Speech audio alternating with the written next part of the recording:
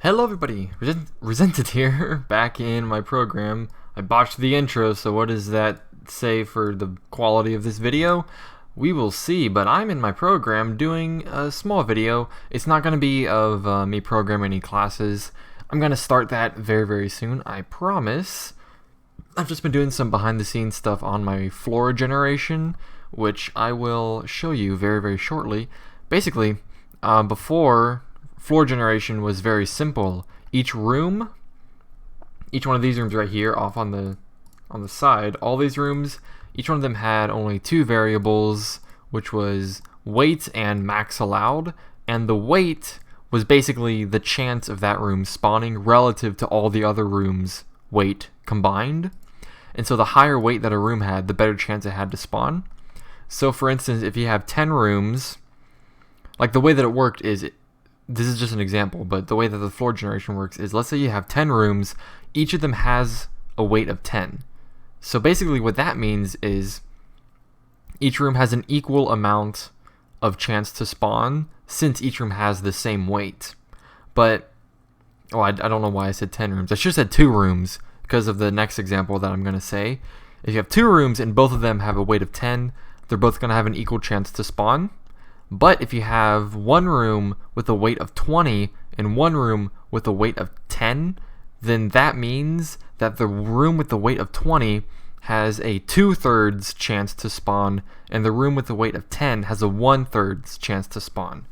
And I think I've already explained how my floor generation works in that regard. Basically, it gets the combined weight of all the rooms, and then it chooses a random number between 1 and the total weight, and if the number generated is between the weight of the first room that it's checking, then it spawns that room. But if the weight is between the next room's weight, then it will spawn that room. Basically, that's like a very watered down version of it. I don't want to go into like the specifics on how it works because then I'll be here forever talking about floor generation. But basically, that's how the weight works. And the next variable was max allowed, which is basically a percentage of the total floor's rooms that are allowed to be a specific room type. So if you have a max allowed of 5, that means that only a maximum of 5% of the rooms on the floor are allowed to be that type of room. So for instance, my treasure room has a weight of 10, meaning per floor, a maximum of 10% of all the rooms on each floor are allowed to be treasure rooms. After the maximum is reached, then that kind of room cannot spawn on that floor anymore. And so that's how that works. But now I made 2 more variables, min floor and spawn type. Min floor is another number that basically states at what percent in the run will this type of room start spawning. And so if the floor is 0, that means that the room can spawn at the beginning of the run. Like from the start of the game, this room is allowed to be put into the pool of rooms that can spawn. I accidentally hit a key, don't mind that.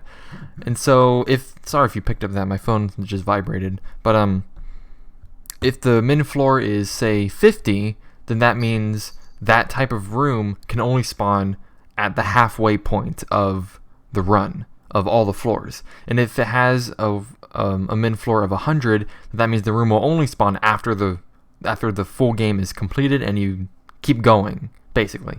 And so it's basically a percentage. So if it's 25, then it spawns a quarter of the way through. If it's 33, it spawns a third of the way through, and so on and so forth through all the numbers through 100. If it's below, well, it's an unsigned integer, so it can only be a positive number. And also, you might pick up some noise that my cat is making with the jingly ball. He loves it to death. So nothing with negative numbers. But if it's over 100, I don't think that has any effect on how it spawns. I'm pretty sure. It might actually. I haven't tested it. If it's like 150, I don't know if it just spawns after the run is completed or if it spawns later than that. I have no idea.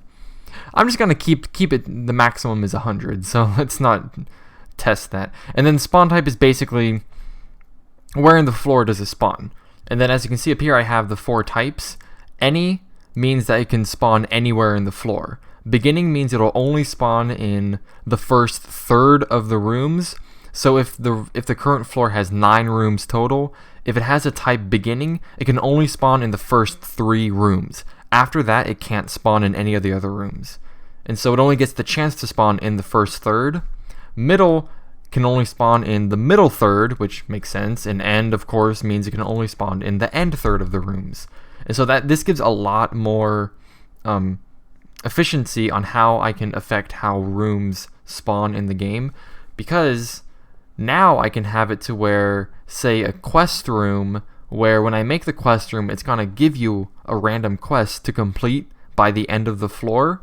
And I don't want it to give you the quest at the very end of the floor, because then it's worthless. Because you can get a quest that's like, gather 100 gold before the floor ends. And if you get it at the very end, you're not really going to be able to do much. But if you get it at the beginning, then you have a ton of chances to be able to get items, sell the items, or fight enemies to get gold to get the quest completed.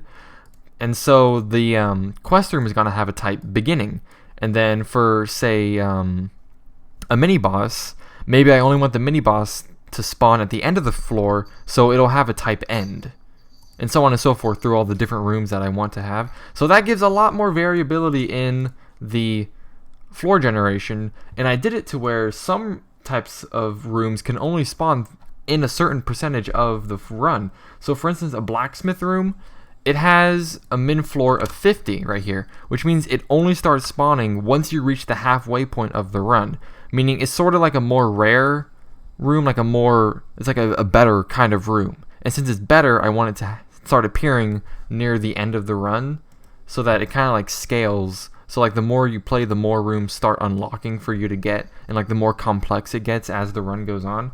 But then something like a rare treasure room, since a rare treasure room is extremely powerful in the item that it gives you, I'm only going to make it spawn after the run is completed and you start, like when you beat the game and you choose to play on endless mode, then the rare treasure room can spawn after that point on. And so I'll show you a little bit.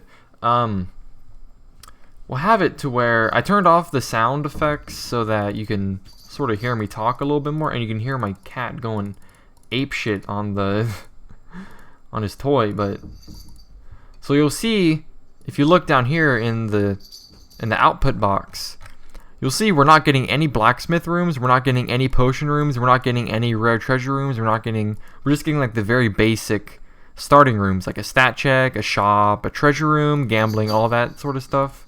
Oh my freaking god. But then I didn't do the proper one. Let me restart it real quick. Because I chose a medium length run when I should have chosen a short length run. There we go. Okay, so short is 12 floors. So past floor 6, we should be seeing some more room types. We should be seeing something like a blacksmith room, stuff like that. So we're still getting the basic rooms. Nothing too special. And then... Alright. There are some rooms that have like a percentage like 25 and 33, so we might see some more kind of rooms. Like a potion room might show up, and a sacrifice room might show up. So yeah, we got a potion room because that starts spawning after like the 20 to 25 or 33%. But we won't see we won't see blacksmith rooms until floor 6 at least. Even then, yeah, we got a sacrifice room now. We got more potion rooms, stuff like that.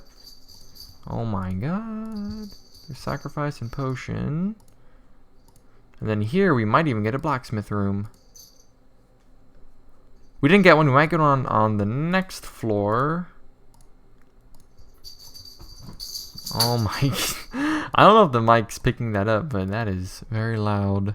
Yeah, also the blacksmith room has a low weight, so it might take a couple floors for it to decide to join us. Really? You had all those chances. Did I just screw up how blacksmith rooms spawn? I'm gonna keep going. There we go, we got one. So there it is, there's a blacksmith room. Only spawned at floor 9, but it had a chance to spawn since floor 6. So yeah, blacksmith room. Yeah, seems alright. No, not enough gold. Oh well, yeah. So there we go. That's a little bit on the floor generation. I know it's like a little bit of a different kind of video than the ones I usually make, but I promise you I will be going back to... Oh, my god, he is so loud. But I will be going back to programming videos very, very shortly, and it's actually past the time for the daily challenge on Necrodancer to come up, so I will be doing that soon too. So you have that to look forward to, and for now, that's the end of this relatively short video. Hope you guys at least enjoyed it a little bit, and if you did, oh my freaking god, he leaped at it, Jesus. And if you did enjoy it, then please show your appreciation by liking, commenting, subscribing, all that garbage, and I'll see you guys next time.